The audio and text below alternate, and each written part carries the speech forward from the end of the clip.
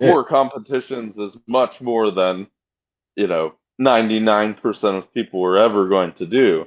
But um, like you said, the great thing about the sport is you're like what you have yet to accomplish, all of those high goals that you said, like you thought you would be somewhere else right now.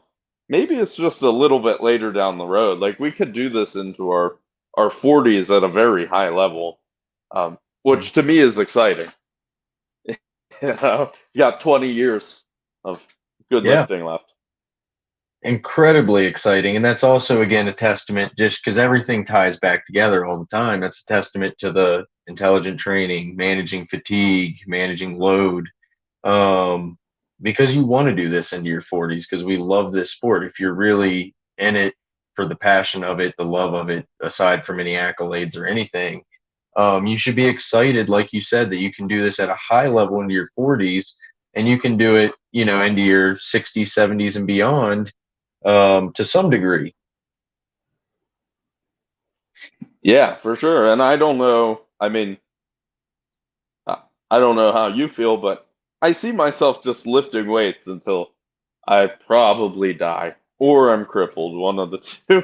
But like that doesn't mean I'm going to be competing that Hmm. long, but I'll certainly try because, if you back to the delayed gratification point, if you don't enjoy training, like you might be driven by competitions and goals, but Hmm.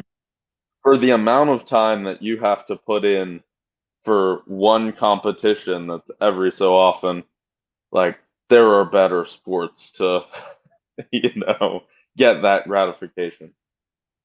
Oh, yeah, for sure. And also, you hear, so we both are sports guys. We love all sports. So I watch a lot of 30 Mm. for 30 or different things.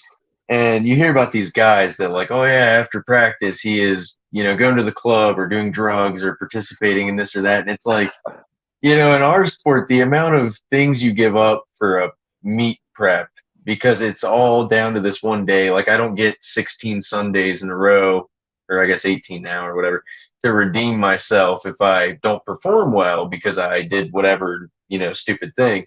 I get one day and I've put everything into it. So I'm going to miss things. I'm going to sacrifice social things. And that's my choice. It's not dictated. I could do whatever and delay sessions and move them around, but I'm not going to do that. So you got to love it. Otherwise, I wouldn't do that. It would be totally, um, nonsensical to, sacrifice that much for something if you don't really care. Yeah, yeah, and have you had a bad meet or like a meet you've been disappointed in at this point? Yeah, I would say not the whole meet though. So the last meet I did, the one that you saw the memory of, I was happy with my deadlift. So I achieved a little more than I thought I would on the deadlift and on the bench press for that matter. But I was just really displeased with my squats because I had lifted so much better in training than anything I did on the platform. And I'm not going to make excuses because it was just a poor performance, and there's probably lots of factors, right? But the one thing that sticks out in Hmm. my mind is I just was so mad at myself. I didn't practice on carpet because it's right in the rule book that they use carpet on the platform, and it was very plushy, and I just did not practice, and I just could not establish what I felt like was a balanced foot position. Um, and I just kept like coming up on my toes and it felt very awkward. So I ended up with like a 479 point whatever squat. And but in training I had squatted 475 for a triple. So I was like, Yeah, I just tons left on the platform. So that was the main one I was disgusted with because it wasn't a good representation of how prep went. yeah, and that's a good point to go with the nature of the sport. There's so many little things whenever you're like approaching max effort lifts and lifts on the platform, something as little as foot position or the texture of the ground or the whip of the bar can cost you kilos.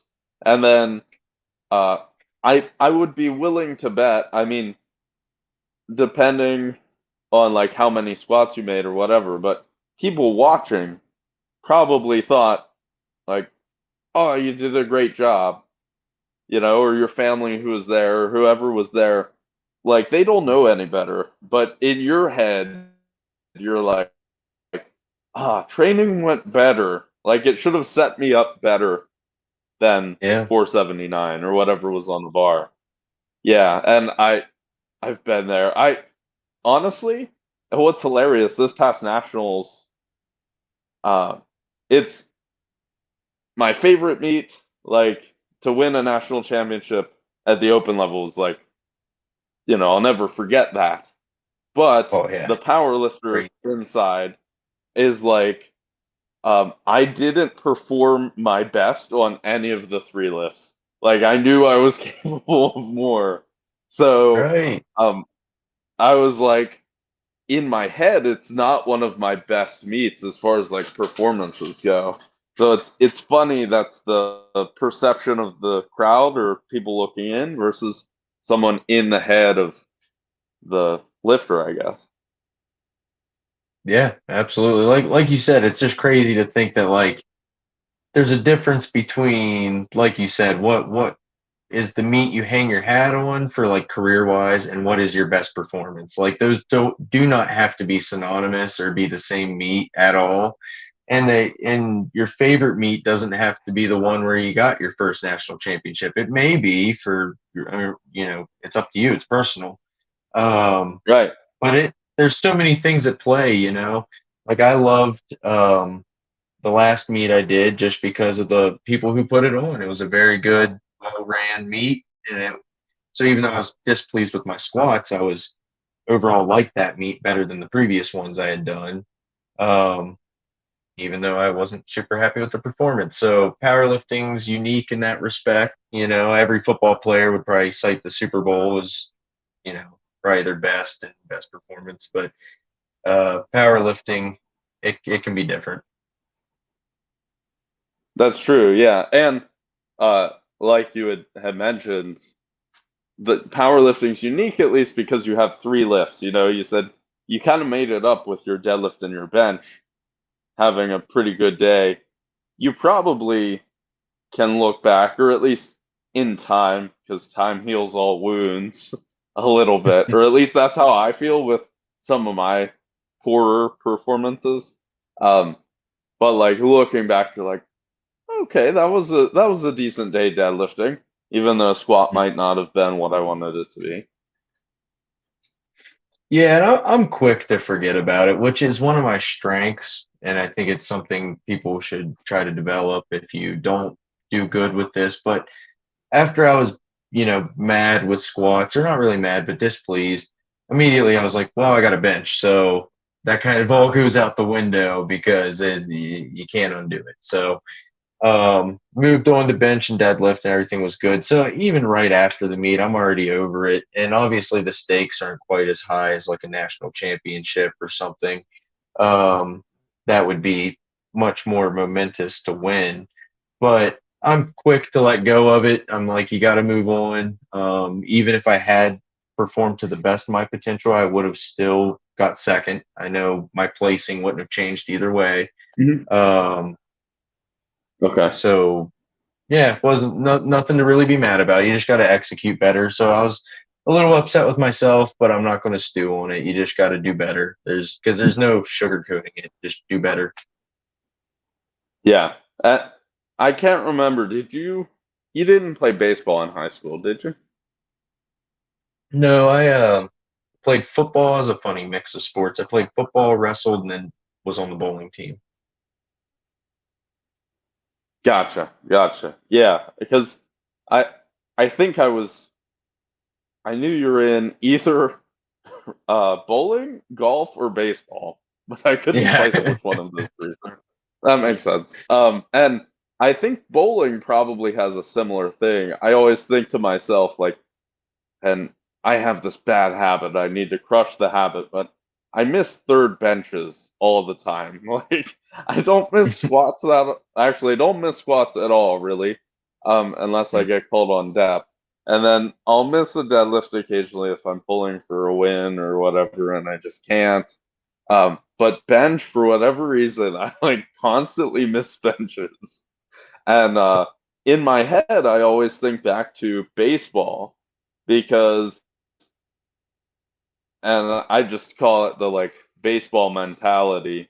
But in baseball, you're going to get out 7 out of the 10 times you go to bat, and Yeah. that's if you're successful. And I think of it like striking out in baseball because you can't let those hang on you. And Mhm. missing a lift in powerlifting is very similar. Like you just gotta push that out. And I imagine it's similar in something like bowling, where if you have a bad throw, you can't just let that influence the next throw that you have. Yeah, absolutely. I agree. Anything, and in powerlifting, it's harder, right? Because you don't get as many plate appearances or chances to roll the ball because you only get 9 attempts. But that's why it's even more important to have that mentality that maybe you develop with a different sport like Mhm. baseball or bowling. Which maybe that's something that was useful to us that we didn't realize until now. But you're absolutely right. In bowling, um, you have 10 frames. So if you mess one up, your best course of action is to stop messing them up. So you got to clear your mind of mistakes, and move forward. Same thing with powerlifting. If you had a poor squat performance, like I tell my brother, the best thing you can do right now is calm down and gather yourself to give yourself the Mhm. best, statistical chance to do well in the rest of this meet. Because it's honestly, it boils down to trying to be cerebral about it. You have to take a step back and say, my best fighting chance is to not freak out and not stew on this.